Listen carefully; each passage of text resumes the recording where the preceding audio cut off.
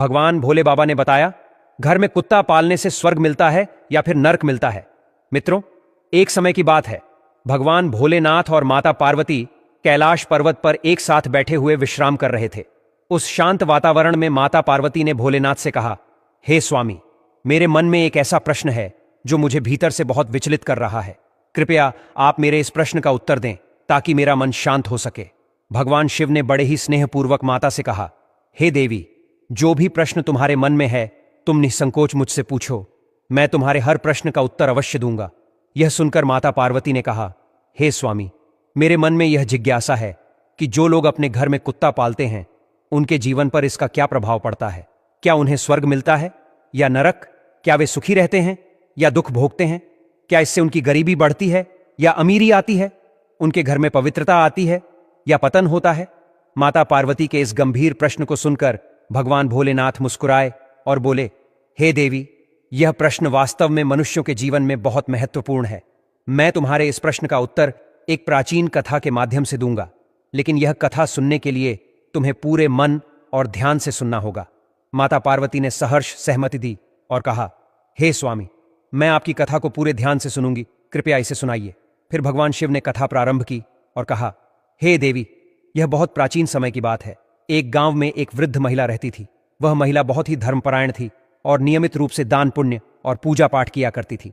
उसे कुत्तों से बहुत प्रेम था और इस कारण उसने अपने घर में एक लाल रंग का कुत्ता पाल रखा था। वह कुत्ता उसके लिए बहुत प्रिय था। वृद्धा हर दिन उस कुत्ते को स्नान कराती, उसे स्वादिष्ट भोजन खिलाती और रात में अपने पास बिस्तर पर सुलाती।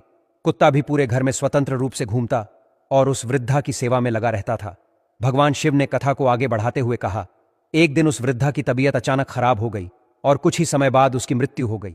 जैसे ही उसकी आत्मा ने शरीर त्यागा, यमराज ने अपने 2 यमदूतों को आदेश दिया कि वे जाकर उस वृद्धा की आत्मा को मृत्यु लोक से ले आएं।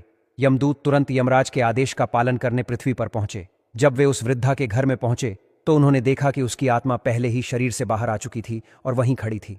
लेकिन जैसे ही यमदूत उस आत्मा को लेने के लिए आगे बढ़े, उस वृद्धा का कुत्ता जो उसके पास खड़ा था गुर्राने लगा और यमदूतों को अंदर जाने से रोक दिया। यह सुनकर माता पार्वती ने उत्सुकता से पूछा, हे प्रभु, फिर क्या हुआ? उस कुत्ते ने यमदूतों को कैसे रोका और उस वृद्धा की आत्मा का क्या हुआ? भगवान शिव ने मुस्कुराते हुए कहा, हे देवी, इस कथा का शेष भाग सुनने के लिए ध्यानपूर्वक सुनो। यह कथा केवल उस वृद्धा और उसके कुत्ते की नहीं है, बल्कि यह दर्शाती है कि कुत्ता पालने का प्रभाव मनुष्य के जीवन और मृत्यु दोनों पर कैसे पड़ता है। फिर दोनों यमदूत उस बुढ़िया को पढ़कर आकाश लोक से होते हुए सीधा यमपुरी के लिए चल देते हैं। फिर थोड़ी दूर चलने के बाद रास्ते में एक बहुत ही गहरी नदी दिखाई देती है। वहां पर पहुंचकर यमदूत उस बुढ़िया से कहने लगे, क्या तुमने कभी अपने जीवन में गाय का दान किया है? क्योंकि हमें यहां से आगे जाने के लिए इस नदी को पार करना पड़ेगा और इस नदी को पार वही कर सकता है जो अपने जीवन काल में गाय का दान किया होगा। मित्रों, फिर आगे भगवान भोले बाबा माता पार्वती से कहते हैं, हे देवी, यमदूतों की बातों को सुनकर कि वह बुढ़िया सच्चे मन से गाय का ध्यान करने लगी, क्योंकि उसने गाय का दान किया था। और फिर अचानक वहां पर एक गाय प्रकट हो गई जिसकी पूंछ पकड़कर वह बुढ़िया उस नदी को पार कर लेती है। फिर वह बुढ़िया यमदूतों के साथ आगे की ओर चलती है। फिर थोड़ी दूर चलने के बाद एक कौवा उस बुढ़िया के सिर पर अपनी चोंच से प्रहार करने लगा। यह देखकर यमदूत ने बुढ़िया से पूछा, हे बुढ़िया, क्या तुमने कभी अपने जीवन में किसी साधु संत की सेवा की है? फिर बुढ़िया ने कहा, हमने जीवन भर साधु संतों का सम्मान किया है और उनका आदर सत्कार किया है। यमदूत की बात सुनकर बुढ़िया ने सच्चे मन से साधु संतों को याद किया।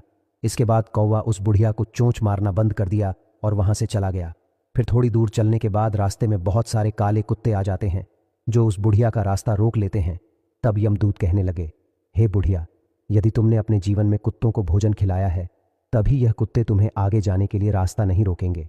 यमदूतों की बातों को सुनकर बुढ़िया अपने सच्चे मन से कुत्तों का आवाहन करने लगती है। तभी वह सारे कुत्ते अपना रास्ता बदलकर आगे निकल जाते हैं और फिर बुढ़िया और यमदूत आगे की ओर चल दिए। थोड़ी दूर चलने के बाद बुढ़िया के पैरों में कांटे चुभने लगे। तभी यमदूत ने बुढ़िया से कहा, बुढ़िया, क्या तुमने कभी अपने जीवन में किसी को जूते चप्पल दान किया है? मित्रों, उस बुढ़िया ने अपने जीवन में कई बार जूते चप्पल दान किए थे। यमदूत की बात सुनकर बुढ़िया ने जूते चप्पलों का आह्वान किया। देखते ही देखते बुढ़िया के पैरों में चप्पलें आ गईं। फिर बुढ़िया और यमदूत आगे की ओर चल दिए।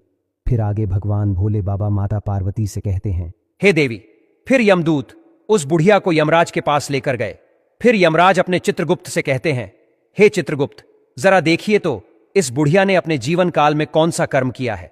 तभी चित्रगुप्त अपनी मोटी सी किताब को खोलकर उस बुढ़िया का लेखा जोखा देखते हैं कि वह अपने जीवन काल में कितने अच्छे कर्म की है और कितने बुरे कार्य की है। देखने के बाद चित्रगुप्त कहते हैं, हे धर्मराज, इस बुढ़िया ने अपने पूरे जीवन में बहुत ही दान पुण्य किया है, भगवान का भजन भी किया है, मगर इसने एक सबसे बड़ी गलती की है जिसकी वजह से इसे इसके पुण्य का फल नहीं मिल सका है और यह स्वर्ग में नहीं जा सकती। तब वह बुढ़िया बोलती है कि हे धर्मराज, मैंने ऐसा कौन सा काम किया है, मेरी पूजा पाठ और दान पुण्य में ऐसी क्या कमी रह गई है जिसकी वजह से मुझे स्वर्ग में स्थान नहीं मिलेगा। फिर यमराज कहने लगे, बुढ़िया देखो, तुम्हारी एक गलती की वजह से तुम्हारे सारे पूर्वजों की आत्मा आज भी भटक रही है और तुम्हें भी भटकना होगा, क्योंकि तुमने अपने घर के अंदर कुत्ते को पाला था और वह तुम्हारे सारे घर के अंदर घूमा करता था। इसके प्रभाव की वजह से तुम्हारे सारे दान पुण्य का फल नष्ट हो गया है, क्योंकि जिस घर में कुत्ता पाला जाता है उसके यहां पर देवता भोजन ग्रहण नहीं करते हैं। यदि कुत्ता घर में हो और किसी की मृत्यु हो जाए तो देवताओं तक पहुंचने वाली वस्तुएं भी देवता स्वीकार नहीं करते। कुत्ते के छू जाने पर ब्राह्मणों के यज्ञ पवित्र भी खंडित हो जाते हैं, अर्थात धर्म अनुसार कुत्ता पालने वालों के यहां ब्राह्मण भी नहीं आते। वही कुत्ते की दृष्टि जिस भोजन पर पड़ जाती है तो वह भोजन भी खाने के योग्य नहीं रहता है। वही कुत्ता यदि किसी को सूंघ लेता है तो सूंघने मात्र से इंसान अपवित्र हो जाता है। इन्हीं कर्मों से कुत्ते को कभी भी घर के अंदर पालना नहीं चाहिए मित्रों। फिर भगवान भोले बाबा माता पार्वती से कहते हैं, हे देवी, यदि कोई मनुष्य कुत्ते को पालता है तो उसे घर के अंदर नहीं प्रवेश करने देना चाहिए, क्योंकि यदि कुत्ता घर के अंदर प्रवेश करता है तो मां लक्ष्मी रूठ जाती हैं और उसके घर में सदैव दलिता बनी रहती है। फिर आगे भगवान भोले बाबा कहते हैं, हे देवी, अब मैं तुम्हें एक छोटा सा संवाद सुनाऊंगा जिससे कुत्ते के साथ व्यवहार करने के कारण युधिष्ठिर को भी स्वर्ग के बाहर ही रोक दिया गया। जब जब युधिष्ठिर ने भगवान नारायण से पूछा कि मेरे साथ यहां तक आने वाले इस कुत्ते को मैं अपने साथ स्वर्ग क्यों नहीं ले जा सकता, तब भगवान नारायण ने कहा, धर्मराज, कुत्ता पालने वाले के लिए स्वर्ग में स्थान नहीं है। ऐसे मनुष्यों का स्वर्ग में प्रवेश वर्जित है, क्योंकि कुत्ते से पलित घर के किए गए यज्ञ और पुण्य कर्म फल में क्रोध वस नाम राक्षस का हरण कर लेता है। और तो और उस घर के सदस्य कोई दान पुण्य हवन इत्यादि जो भी पुण्य का फल इकट्ठा करते हैं, वह सब घर में कुत्ते के पालने से या कुत्ते की दृष्टि मात्र पड़ने से वह सारा फल निष्फल हो जाता है। इसलिए कुत्ते को घर में पालना पूरी तरह से वर्जित है। फिर भगवान भोले बाबा कहते हैं, हे देवी, कुत्ते का संरक्षण होना चाहिए, उसे भोजन भी खिलाना चाहिए। घर की रोज एक रोटी पर कुत्ते का अधिकार होता है। वही कुत्ते को कभी भी प्रताड़ित नहीं करना चाहिए और द्वार से ही इनकी सेवा करनी चाहिए। घर के अंदर नहीं बल्कि घर के बाहर कुत्ते की सेवा करनी चाहिए। घर के अंदर केवल अतिथि और गाय को रखना चाहिए और उनकी सेवा करनी चाहिए। घर के बाहर हमेशा कुत्ता, कौवा आदि जीव जंतु को भोजन कराना चाहिए, जो अत्यंत ही फलदायी होता है मित्रों। फिर आगे भगवान भोले बाबा माता पार्वती से कहते हैं, हे देवी, मृत्युलोक पर अक्सर देखने को मिलता है। इस कलयुग में मनुष्य इतना मूर्ख हो गया है कि गाय और बूढ़े माता पिता को लोग घर से बाहर निकाल देते हैं और कुत्ते को घर के अंदर पालते हैं और उसे थाली में भोजन देते हैं और घर के अंदर बिस्तर पर भी सुला लेते हैं तथा पूरे घर के अंदर उसे आज़ादी दे देती हूं और वह पूरे घर में घूम घूम कर नकारात्मक ऊर्जा फैला देती है, जिससे घर में दरिद्रता आ जाती है। और ऐसे घर के अंदर जो सद रहते हैं वह सभी बीमारियों के चपेट में आ जाते हैं तथा जिस घर में ऐसा होता है उस घर का एक दिन निश्चित ही पतन हो जाता है। इसलिए यदि स्वर्ग में जाना है, सुख को भोगना है, घर में सुख समृद्धि लानी है और जीवन का पतन होने से बचना है, तो गाय और बूढ़े माता पिता को घर के अंदर रखिए, कुत्ते को बाहर रखिए, क्योंकि कुत्ते को घर के बिस्तर या गलीचा आदि पर सुलाने से घर का पतन हो जाता है। कुत्ते को पालना गलत बात नहीं है, लेकिन घर के अंदर पालना गलत बात है। कुत्ते को उनके स्थान पर ही रखना चाहिए और खाना खिलाना चाहिए, क्योंकि कुत्ते को खाना खिलाने से घर में सकारात्मक ऊर्जा का वास होता है और नकारात्मक शक्तियां आसपास नहीं भटकती। कुत्ता भूत प्रेत और आत्मा को रोक सकता है, उन्हें देख सकता है। जिस घर में लोग कुत्ते को भोजन कराते हैं वहां नकारात्मक शक्तियां प्रवेश नहीं करती। ऐसा माना जाता है कि कुत्ते को रोटी खिलाने से न केवल शनिदेव का आशीर्वाद प्राप्त होता है, बल्कि कुंडली में मौजूद राहु केतु के दोष भी समाप्त हो जाते हैं। इसके साथ ही कुत्ते को भोजन कराने से घर में सुख शांति बनी रहती है और जल्द ही संतान सुख की प्राप्ति होती है। साथ ही दुर्घटनाओं का भय भी दूर हो जाता है, क्योंकि कुत्ते को दुर्घटनाओं का पूर्वाभास हो जाता है। हालांकि कुत्ते को पालने के लिए एक नियम है कि उसे घर के भीतर नहीं बल्कि बाहर उचित स्थान पर रखना चाहिए। घर के भीतर कुत्ता पालने से उन्नति रुक जाती है और पूजा पाठ या दान पुण्य का फल निष्फल हो जाता है। यह बात एक वृद्धा को तब समझ में आई जब उसे यमराज ने दर्शन दिए। कथा के अनुसार यमराज ने वृद्धा को बताया कि वह 7 दिनों के लिए उसे धरती पर वापस भेज रहे हैं ताकि वह अपनी गलतियां सुधार सके। वृद्धा ने यमराज से वचन लिया कि वह लौटकर अपने कुत्ते को घर से बाहर उचित स्थान पर रखेगी, पूजा पाठ करेगी और दान पुण्य करके अपना जीवन सुधार लेगी। जब वह वृद्धा गांव वापस लौटी तो उसे देखकर लोग डर गए। उन्हें लगा कि वह भूत बन गई है और सभी उससे दूर भागने लगे। यहां तक कि उसके बेटे और बहू ने भी उसे पहचानने से इनकार कर दिया और दरवाजे खिड़कियां बंद कर लीं। वृद्धा ने अपने परिवार को समझाया कि उसे यमराज ने धरती पर भेजा है ताकि वह अपने कर्मों को सुधार सके। उसने बताया कि घर के अंदर कुत्ता पालने के कारण उसके सभी पुण्य निष्फल हो गए थे और उसे स्वर्ग में स्थान नहीं मिला। इसके बाद वृद्धा ने अपने कुत्ते को घर के बाहर एक उचित स्थान पर रखा और उसे नियमित रूप से भोजन कराना शुरू किया। साथ ही उसने हवन यज्ञ, भजन कीर्तन और दान पुण्य शुरू कर दिए। 7 दिनों के भीतर वृद्धा ने भगवान की भक्ति में लीन होकर अपने कर्म सुधार लिए। यमराज ने उसकी तपस्या और भक्ति से प्रसन्न होकर स्वर्ग से दिव्य विमान भेजा।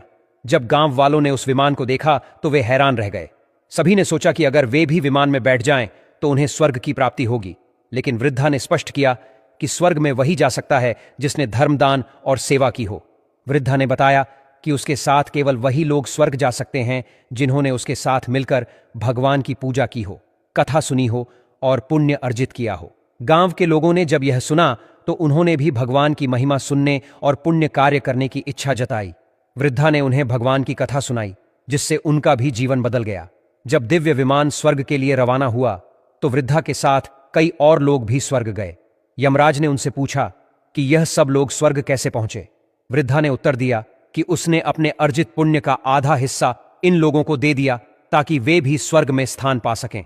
यमराज ने उसकी भक्ति और त्याग से प्रसन्न होकर उन सभी को स्वर्ग में रहने की अनुमति दे दी। इस कथा के माध्यम से भगवान शिव ने माता पार्वती को समझाया कि कुत्ते को घर के भीतर पालने से परिवार की उन्नति रुक जाती है। इसके विपरीत कुत्ते को घर के बाहर उचित स्थान पर पालने से घर में सकारात्मक ऊर्जा का वास होता है और माता लक्ष्मी की कृपा बनी रहती है। घर में सुख, शांति, समृद्धि और उन्नति बनी रहती है। तो दोस्तों, इस कथा से हमें यह सीखने को मिलता है कि कुत्ते को हमेशा घर के बाहर उचित स्थान पर ही पालना चाहिए। इससे न केवल हमारा वर्तमान जीवन सुधरता है, बल्कि हमें स्वर्ग की प्राप्ति भी होती है। यदि आपको यह कथा पसंद आई हो तो भगवान शिव का स्मरण करते हुए अपने जीवन में इसका पालन करें।